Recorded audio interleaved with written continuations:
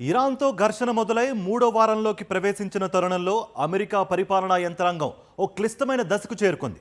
ప్రారంభంలో జరిగిన పరిమిత దాడుల స్థాయి దాటి ఇప్పుడు పూర్తిస్థాయి యుద్ధం వైపు వెళ్లకుండా ఉండడమే అధ్యక్షుడు ట్రంప్ ముందున్న ప్రధాన సవాల్. అణు కేంద్రాలపై దాడులు చేయాలా లేక ఆర్థిక మూలాలను దెబ్బతీయాలా అనే సందిగ్ధత నెలకొంది.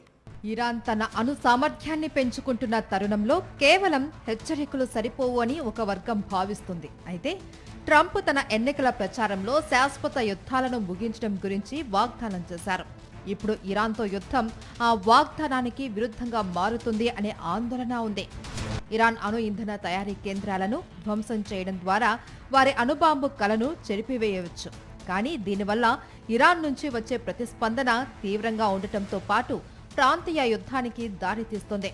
ఇరాన్పై గరిష్ట ఒత్తిడి పెంచడం అంటే ఆ దేశం నుంచి చమురు ఎగుమతులను సున్నాకు తీసుకురావడం. ఇది ఇరాన్ను ఆర్థికంగా దెబ్బతీస్తుంది. కానీ అంతర్జాతీయంగా చమురు ధరలు పెరిగి ప్రపంచ ఆర్థిక వ్యవస్థపై ప్రభావం చూపుతుంది. దీనిని అమెరికా సామాన్యులు భరించగలరా అన్నది రాజకీయ కోణం. ఇరాన్ విషయంలో ఇజ్రాయెల్ మరింత దూకుడుగా వ్యవహరించాలి అని కోరుతుంది.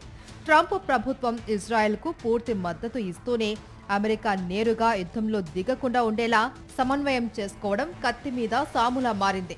ట్రంప్ తన మొదటి పదవీ కాలంలో ఒప్పందాల సృష్టికర్తగా పేరు తెచ్చుకోవాలి అని చూశారు. ఇప్పుడు కూడా ఇరాన్ను చర్చల టేబుల్ వద్దకు తీసుకురావడమే ఆయన అంతిమ లక్ష్యం కావచ్చు. కానీ యుద్ధం మూడవ వారానికి చేరిన పరిస్థితుల్లో ఇరాన్ నాయకత్వం వెనక్కి తగ్గుతుందా లేక పోరాటాన్ని ఉధృతం చేస్తుందా అన్నది మిస్టరీగా మారింది. ట్రంప్ తీసుకునే తదుపరి నిర్ణయం కేవలం ఇరాన్ భవిష్యత్తునే కాదు, మధ్యప్రాచ్యంలో అమెరికా యొక్క సుదీర్ఘ రాజకీయ ముద్రను, ట్రంప్ రెండవ పదవీ కాలం యొక్క విజయవంతమైన విదేశీ విధానాన్ని నిర్ణయిస్తుంది.